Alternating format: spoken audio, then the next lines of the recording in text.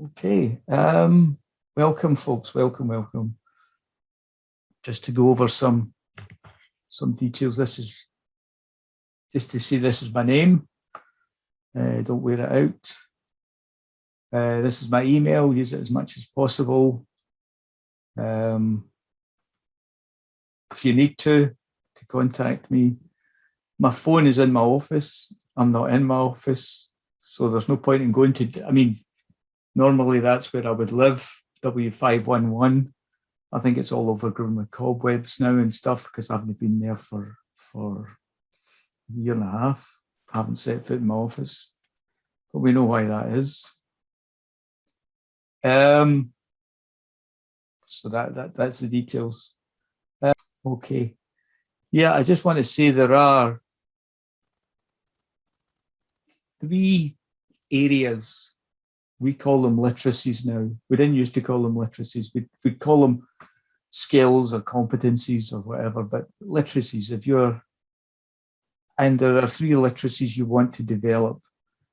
You want to be comfortable and competent academically, you want to be comfortably and competent handling information, and you want to be comfortable and competent handling technology, because swiftly moving along, the academic thing is what these classes are about. But I just want you to we do kind of, they intermerge, they bleed into each other. They're all part of being a good student, just being proficient or making the most of your time here. So these classes will be about academic literacies and how to do that, about your written work, your oral work, any practical work you do here. But the other 2, information literacy and technology literacy, are really important because, for example, if we look at the ICT stuff, you're going to probably, you may develop your Word capabilities, you may develop PowerPoint, there may be parts of it that, you know, whatever you're doing and you're using technology, you'll be improving that and increasing that. And the other side, and the other thing to do with your written and oral work, there's all the books you have to read, and law case studies, cases you'll refer to, law books you'll refer to. And it's important that you do that in as good a way as possible. And the library is really the place to go for help on evaluating the information and everything you take to do with that. But there's another side to all of this, which is the kind of your self-management, being a student at GCU. And that is handling the information that's sent to you by the university so you can function as a student. There's the demonstrating your learning part, which is your academic literacies. But there's this part here where you're just being a student and you're being in the right place at the right time. Okay. And that's important to get your handle on. So be comfortable with email, get onto GCU Learn and become comfortable with it, understand what all the different bits do, how they can be helpful to you, and being in the right place at the right time, and knowing who to contact if something happens. Like you use your student ID card, what would you do? If you need help with something, what's the most appropriate person to contact? And that comes from evaluating things like your program handbook, your module handbook, what you get on email, and things that are on GCU Learn. So you've got to be comfortable with all of this to be the best student you can be, so that when you demonstrate your understanding, you're doing it in the right way, in the best possible way. The other thing, just to say that you may be asked to reflect on your competencies and skills as you go through. It's a good skill to learn. It's something you should do anyway. You should be looking to improve as you go. And the only way you can do that is through reflection. You look at how you're getting on. What are you doing well? What can you improve? How do you improve? And make sure you repeat the things that you're doing well. Around all of these things, and any professional should be reflecting or being reflective at certain points in their career.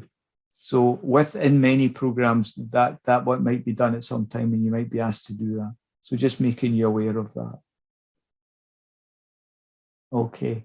At this point, I'm looking for contributions, which this might be interesting because I've never had that. This is the biggest class I've had in a long while, 70 students. And so I've just put the question out there. What do you think study involves? And I'm going to put my spin on it. What do you think study involves? Now you can say, you can type in something in the chat box. You can type in sum it up as a whole, or just, I think this is an important part of study and this is an important part. But what does it involve? If you can make some comments, and I'll see if that agrees with what I think. Dedication, yes, yeah, very much. That's your kind of attitude. Yeah, understanding and evaluating certain topics, absolutely. So that kind of developing that understanding and this evaluation. So I'm glad I'm getting these. I'm glad I'm getting all these words making an appearance. Concentration, preparation. These are elements of it. These are parts that you need to. A good work ethic. Oh heavens, yes. Discipline. Repetition to a degree, yeah, I guess. Repeating, doing the things that you do. Repetition, focus, yes. Enjoyment, I certainly hope so. Yeah, wow. If you're going to be getting enjoyment out of this, fair play to you, to be honest with you, and I hope that's the case.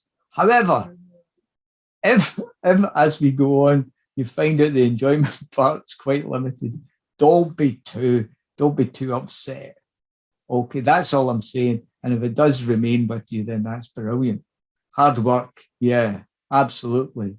The practice of skills, well, that's right.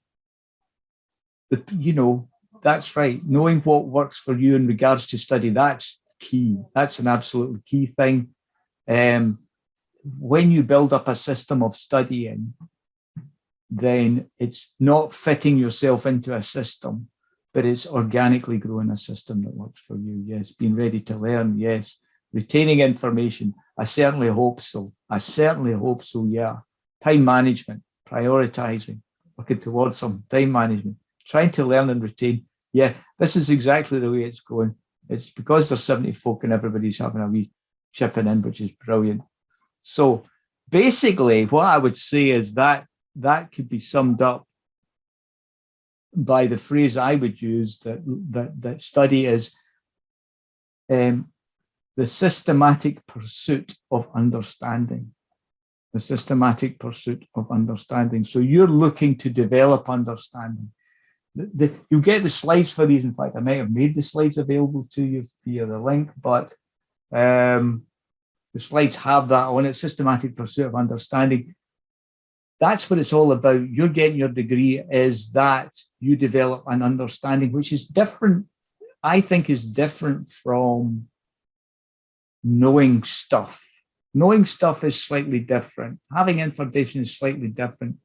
And we'll move on to that, and I'll explain what that is later on. But this is more than that. So it's, building an understanding is more than knowing stuff. It's being able to do things. It's being able to understand things. It's being able to apply. It's being able to evaluate, and all the things that have been mentioned here.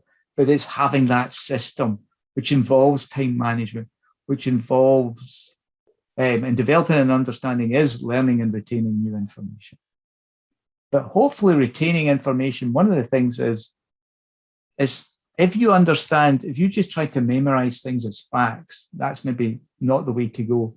But when you understand something, then it becomes internalized And it's not facts to be remembered, but it's a narrative or a story which makes sense and becomes much more memorable. And also, as you actually do things, then you reinforce it and it becomes like, certain kind of memories.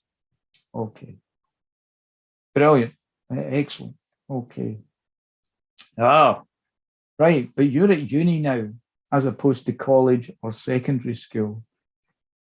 And certain things have been, what is different about studying at university? And there are key things that you've probably been made aware of. What are your thoughts on? What are your expectations of it being different? How is it going to be different? Does anybody have anything to say on that? I'm sure you will. Let's see. Oh, right. Prioritizing, yeah. Working towards something. Okay. Well, is that still, sorry, let's go. Independent, sorry, I haven't got more independent, yes. Well, independent, I absolutely in spades there. Independent, more interest, bigger workload, a lot of self-drive, yes. Self-drive and independence and self-drive. So that means there's more content to, I don't know if there's more content to learn, but it's the emphasis is on you, I think. So that's right. You're only focusing on one thing. That's interesting. That's true. Yeah. A different way of learning too, with lectures and seminars instead of just classes. Well, that's a key thing as well. That's right. The way you learn is different, and we will discuss that. The thing is, all of this means that the responsibility is on you. Yes, big duty and future. It's yes. It's doing things for yourself. So that's you taking responsibility. So it's on you.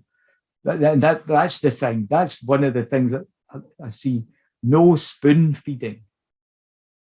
No spoon feeding. Self-drive, independent learning, using your own initiative. Now, one of the key things that you have to get your head around is that's the case and what that means. Because some students don't quite pick up on that. That's why I make a point of it. And they still think that staff are going to be there kind of, more than they will be.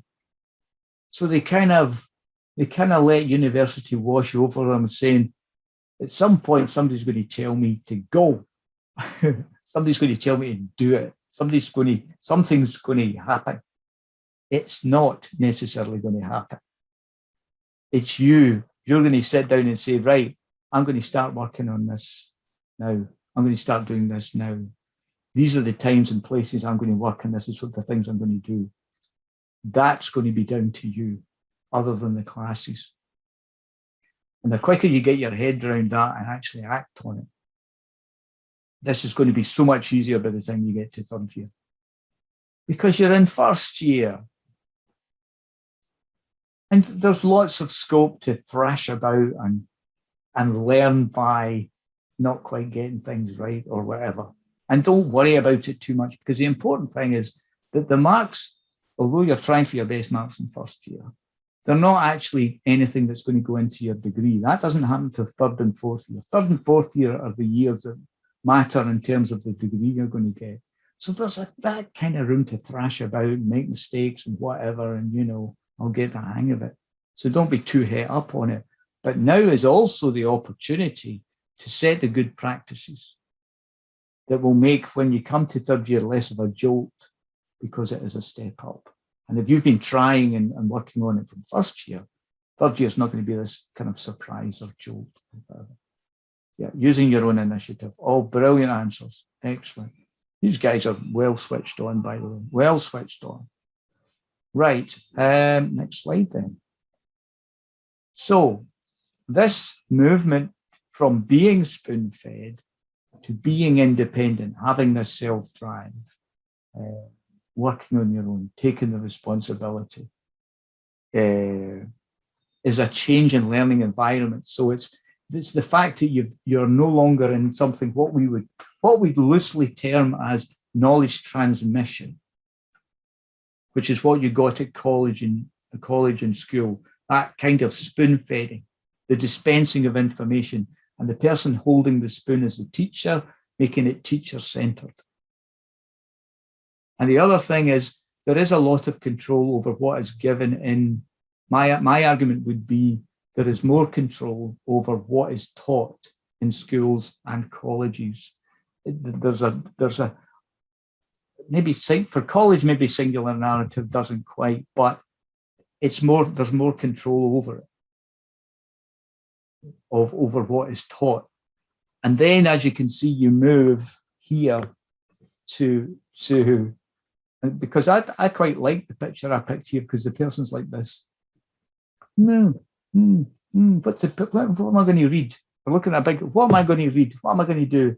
This is information I've been pointed in the direction of. What am I going to do with this big pile of books? And I think that's actually quite interesting, quite apt. Because at this point, we're now offering you information and knowledge. And I say it's a starter for 10, if you ever watch University Challenge. It's a starter by the lectures and the seminars. The lectures and the seminars are just an introductory kind of saying, this is the area you're working within. But it's a big area and there's lots of things to be offered. And because it's student-centered, then we then pass it on to you, and you develop that understanding from the kind of initial guidance and kind of look over here and look in here. But once you start looking, what you develop, that's down to you. What you come up with, that's you. You're constructing your understanding, not us. We're just roughly pointing you in the direction. And what you learn then is that in actual fact, with many things, there are, even in law, there are multiple narratives. I suppose that law and legal can be restrictive because there is a law. But the interesting thing is that you have to, for me, the really interesting thing that's kind of dawned on me recently is that we have to have court cases. You would think if the law was that kind of prescriptive, you would just say, well, that's the law, you've not agreed by the law, that's it. But we have to go into these legal things in great detail to work out whether the law is abided by or not being, or what's the case, or who's in the wrong and who's in the right. And these are no simple things. So that means in my mind that there are multiple narratives. The fact that the US, although it's a different legal system, has judges, and there is often a lot of discussion over who is in the Supreme Court. Are there too many liberal judges and too many conservative judges? You would like to think that surely this can't be the case, that the law can only be interpreted in one way. But for me, that's a really good example that the Supreme Court, some people interpret law as the founding fathers in America gave it, and some people say that things have changed since the founding fathers in America. So to me, there is scope in law for different narratives. And that's one of the things, arguably, that you will bring out when you're discussing that this case said this, and this case came up with a different decision, or this is the reasons that this case came up with this decision. And then people appeal and the decision's changed. That's something I find very interesting. Like, once a judge you would think knows it all or makes it, they say this is the decision, and they say, well, we're not accepting that decision, I'm going to appeal to somebody else. And then this person comes along and they go, nah, you're right enough, let's appeal. But that's not enough. So the people on the other side of the case, then they go and appeal again. And then I'm like, shit, this is really, anyway, there are multiple narratives. That's what I'm getting at. And the more you can bring those multiple narratives in the form of different case studies, in different cases, in different law, in different interpretations, the better your understanding will be. So that when you demonstrate that more complex, more nuanced understanding, the better your mark will be. And that's why you end up with so many references.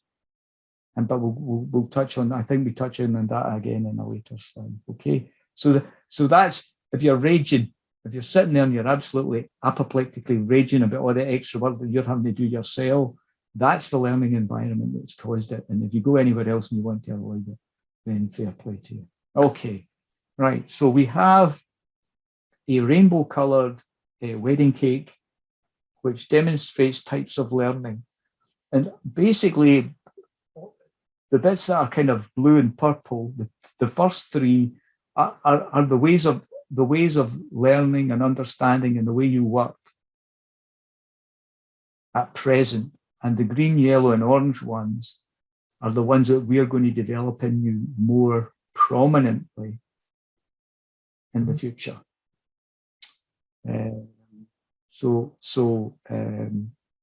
Analyzing, evaluating, and creating are the ones. But just to kind of take you through briefly.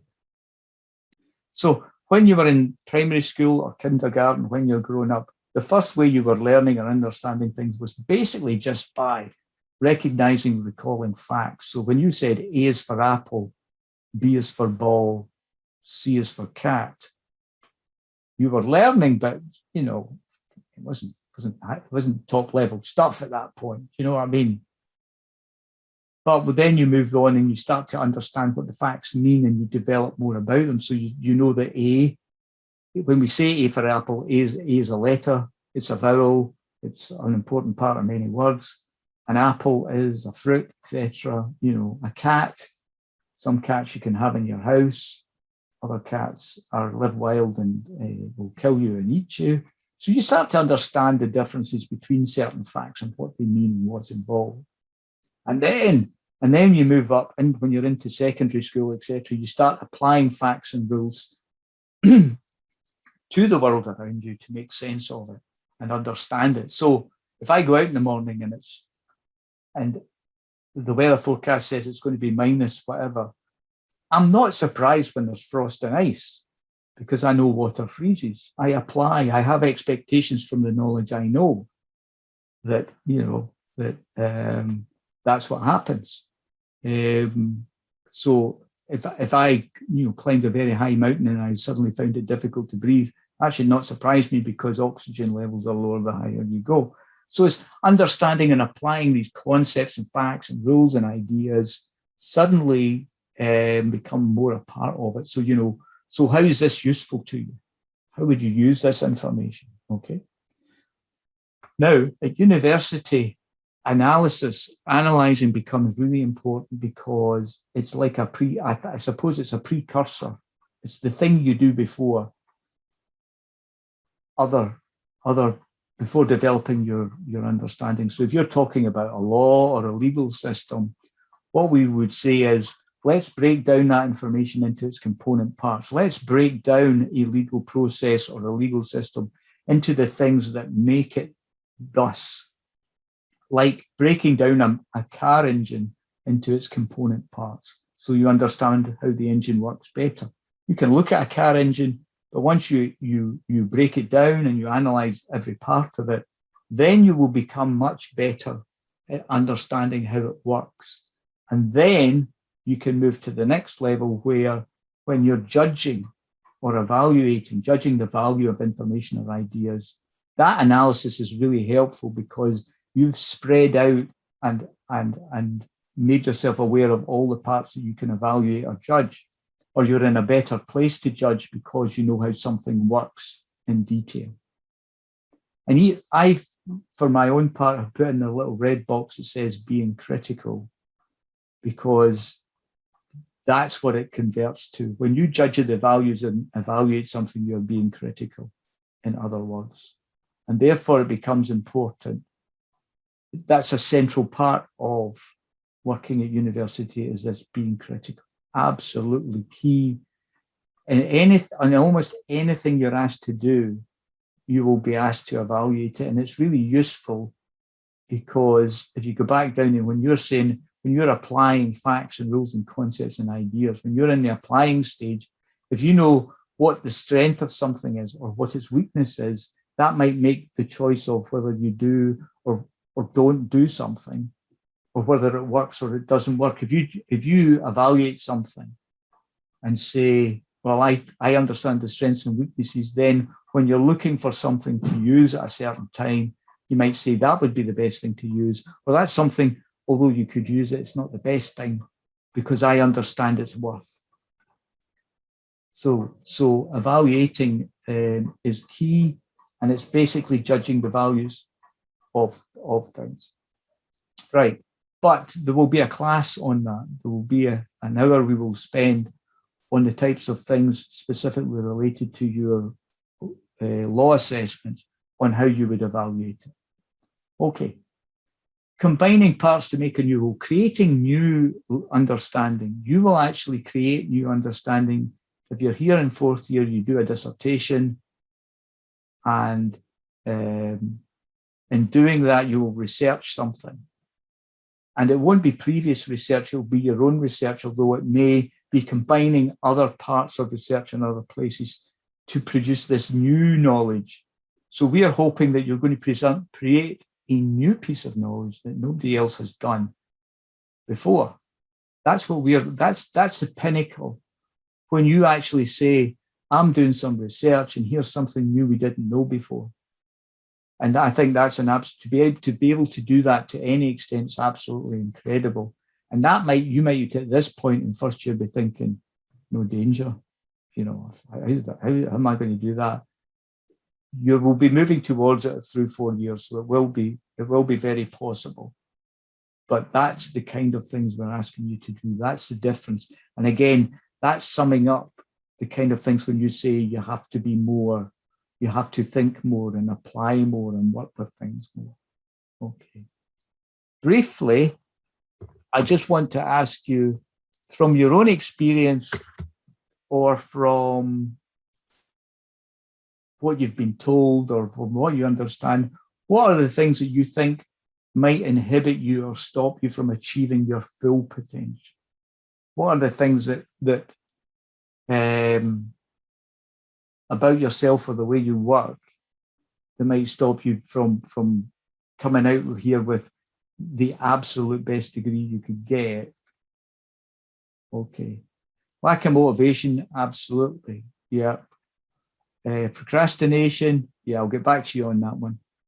Distractions, I'll get back to you on that. All right, okay. Distractions, nervousness or anxiety, a lack of self-belief and confidence. Laziness, we maybe not put in those terms, but I understand what you mean. Self-doubt, stress. At school, I asked a lot of questions to try and understand. Well, you could still do that. I think that yeah, right, okay. Lack of objectives or aims to achieve. So lack of direction. The MERA, if that's, sorry, I hope I pronounced that right. You can still ask questions. I think it's important. Yes, lack of goals. I think it's important to still ask questions. We hope you ask questions. But it may be you ask questions of the staff. But importantly, if you're reading something and you're trying to understand it, and you ask a lot of questions, that's actually a benefit, because hopefully you're not going to be satisfied until you've answered those questions. So by reading more, reading other things, you will finally understand. But having those questions gives a structure to what you're striving for. So actually, for me, that's a benefit to have, that you are a question asker. Now, sometimes you might go to the staff, but sometimes you might get those answers from books and from what you're reading. But that's actually a bonus. So yeah. A lot of people said, self-belief, etc., confidence. With that, it's important to understand this thing called self-efficacy. So self-efficacy is that belief in your own ability. So if you have self-efficacy, you believe you can do things because you are equipped to. So that's self-belief. you've all been given the place on this course because we know you can do it. You're here on merit. You know, we didn't have to say please. We're like, yes, come in. You're the person that can do this and get your degree. So you have to try and instill that we know you can do it. We've brought you in because we know you can do it. And try and build up that confidence. And then look at the other things to say, right, how can I address these things? Now, procrastination, briefly, is very common. Procrastination is not a few people. I would say it's the vast majority of people. When I ask people in class, how many, in fact, can I do this? All right, create. Oops, let's see.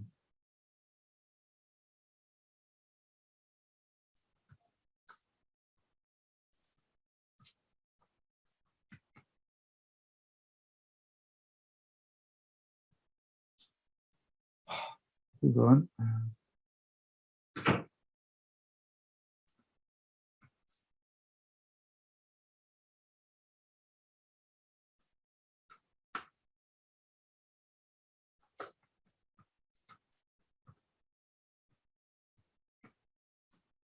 Okay.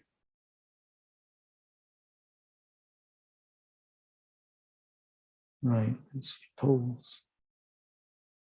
Launch. I've launched a poll. There's a poll on your screen which says, are you last minute with your work? Yes or no? If you want to click on that, just to get some. Wow. Really? Oh, I'm surprised. Come on, last minuters. Come on, procrastinators. Oh, you're waiting to the end, didn't you? You're doing it last time. I forgot. You're not going to do it right away, are you? God, there'll be a last minute rush of the procrastinators. Will I do it now? 58, 59. I would so laugh if the yeses went past the nose at this point. I think that was quite funny. Ah, well, okay. I'll leave that running there, but so apparently it's 50-50. Okay then, that's fair, right? But I think there's a lot more. I think by the vast majority of us are procrastinators, and we should all get together and say, hey, you'll get your essay when we're all good and ready. And how do you like them apples? But I don't know if that would work. Please don't do that. I'm only kidding. Right. Now, am I still on? I need to get back to where I was. Right. Okay. So why is that not full screen? I'll just get back in. Just take a second.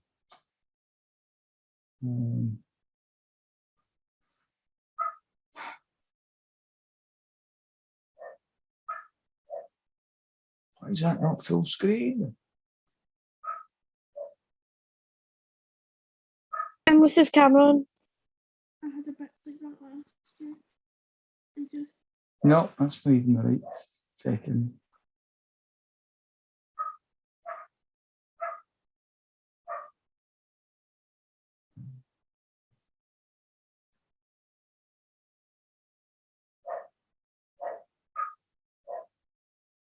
There we go. Right, that's us. Oh, sorry, have I changed? Did I share that? Can you see that? Can you see this? I can't. This is now it's full screen and I can't. No, you can't, right? Because I've not shared it. Sorry. Oh, jeez. Right. Share screen. There we go. Right. We're back in the room full screen. Right. Okay. Let's keep going. Let's open up the chat again. Right. So there are a couple of other things that stop you not having an open mind. Try and be open-minded. And there are a couple of things I mentioned in your writing, like Avoid using emotion or emotive words because you get strong. It's not what we're expecting. We're expecting neutrality. We're expecting to be objective. So try to be open-minded and not to try and carry any bias, but just to be open about it, okay? And not to reflect that in your writing. Okay. Right, these are the 5 things that I feel are absolutely essential for competent academic writing. And the slide, when you get the slide, you'll see I give a wee description of how each works. But we will have classes that will address each of these things. I just want to briefly go through them just now. So the first thing, the key thing about any piece of academic writing is it has to be relevant about what you've asked for. We don't just ask you to write all you know about. We give you a very select question sometimes with case studies, etc., really detailed things that you have to answer. So you have to make sure that when you put finger to keyboard, you're answering the question you've been given so you thoroughly understand and deconstruct it. We talk about that. The second thing is the sources that you use, the information that you use to answer has to be of a high quality. I think that's not as difficult, I think, for yourselves being in law, because I think you have a strict location of a strict group of documents that you would refer to make sense of something. Case laws, law books, law theory, etc. are the main things. The other thing with that, when you're using this high quality information, the most relevant information, you've got to reference it to let us know where you got the information from. So it's a combination of referencing properly and only using high quality information that makes your work rigorous. Again, we will discuss that. And again, because we're generally asking you to evaluate all the time, to be critical, to judge something on its merits, you have to be critical. So you have to talk about the strengths and weaknesses of something. You have to say, does this law work well? If you're talking about, for example, international law, there are various types of international law and origins for international law. And some of these work better than others. So if you had to say, what do we want to know about international law? The key things you would be talking about are the laws themselves, absolutely, but what are their strengths and weaknesses? What kind of international law works best under what situation? And if you do those kind of things, then you're absolutely being critical. Then, of course, when you're writing, you've got to be understandable in what you say. So how you construct, say, the paragraphs, the small structure within your essays, reports, etc., has to be logical and make sense, be accessible. And you would be surprised how often students write something, type in something which makes sense to them at the time. Don't get me wrong, and I've done it myself. Any of the things I talk about students getting wrong, I've got them wrong as an undergraduate, absolutely. Absolutely. I think that's how you formulate and construct your paragraphs becomes important so that your work is accessible and the person reading it can understand it. So you get the small structure of the paragraphs, which has to be logical, and then you have the big structure of how do you order those paragraphs? Do you have an introduction and a conclusion? Are they asked for? Are they needed? How do you break it down? And again, there will be classes that will go into these in detail. Okay. And that's because normally anything you do will have some written form and these things apply. Okay. But there's a bit more about each in the notes, but that's generally it. So at this point, I just kind of want to open the door to, right. So you have an assessment question. Here's a thing you should really get to understand: learning outcomes for any module. So every module has to have learning outcomes. In other words, this is what we're trying to teach you. This is the understanding you're creating. And it will say learning outcomes. On successful completion of this module, your learning outcomes are, you will, and it's not knowing things, but it's being able to kind of evaluate things. It's being able to analyze things, because that's what the level of we're at, our learning's at that, how to apply things. And it may be one of your learning outcomes is being able to apply, to be able to evaluate international law is one of your outcomes. And then you realize that if you've got a learning outcome like that and your assessment question, for example, is what are the origins of international law, and how effective are they? So if that's your question, then you'll notice from your learning outcomes that you've been asked to evaluate law. And then if you go to the lectures, you will find out that there are certain lectures that cover certain forms of international law, and they go into them and they start to talk about, not in great detail, but they start to talk about the strengths and weaknesses of them and how they work.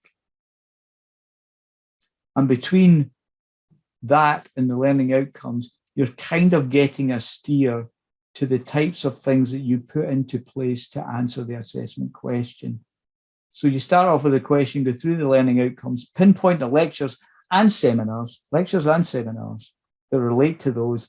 And that gives you that foundation, that starting point, before you, as you have to do, take on responsibility, go away yourself and start working out what should be in the answer. And if you have questions, hopefully the books will answer them. And if not, then you start to say, then you can go to staff and then you can say, here's a point I don't quite get. And you can ask these in seminars, etc. Okay, so there is an outlet for people who are asking questions. So just to kind of sum that up in a different way, if you're like, I don't know what they want me to do with this question, I don't know what they want me to do, then it's by going to the learning outcomes and understanding what the module's trying to teach you. Then you will get the lectures, and they will, what I say, locate a context or area. So what I'm saying is they will give you this general foundation of understanding about something. Then you'll go to the seminar, and the seminar will consolidate this understanding, hopefully. Iron out anything you're not quite sure of. Okay, but then I don't want to say, but that's where the kind of, if there is any spoon feeding or any help, that's where it happens. And then it's up to you, by reading, by going and simply reading things, looking for sources, that you can then build on that basic understanding you have, make it the most complex, the most nuanced, with the most references that it can be, because there is, I don't want to say this, there's a ton of information, but there is way more information than you could ever read on any given subject. I'll put it, that's why I've put limitless in inverted commas, in quotation, limitless, because for all purposes, you can't read it all, but you will pick and choose a selection of things. And obviously, the bigger the selection, the wider you've read, the better your understanding. And when you incorporate that into your essay or your report, your marks will be fine. And it's like an indication to the person who's marking that when they read your work and they see a bibliography with 25 references or 30 references, they know there's going to be a lot of complexity in that. Whereas if they read an essay with 10 or 12 references, well, that essay is still going to pass, I'm sure. There's enough in it. But what they're asking themselves is, how much depth to this understanding have they got when they've only read 12 things? So when you say how many references, it's as many as it takes to make you have a complex and nuanced understanding of, for example, international law. If you talk about 3 forms of international law, that essay is maybe not going to be quite as complex or nuanced as if you talk about four forms. Or if you talk about 2 weaknesses and 2 strengths to do with a law, and another essay talks about 3 weaknesses and 3 strengths, which one is showing the more developed understanding? Okay, that's indirectly, that's that reference question. How many references? How long's a piece of string? But as you continue to add more and make use of them in your report or your essay, then that's going to be a better essay or a better report, a better standard, a higher, better because it's got more understanding in it.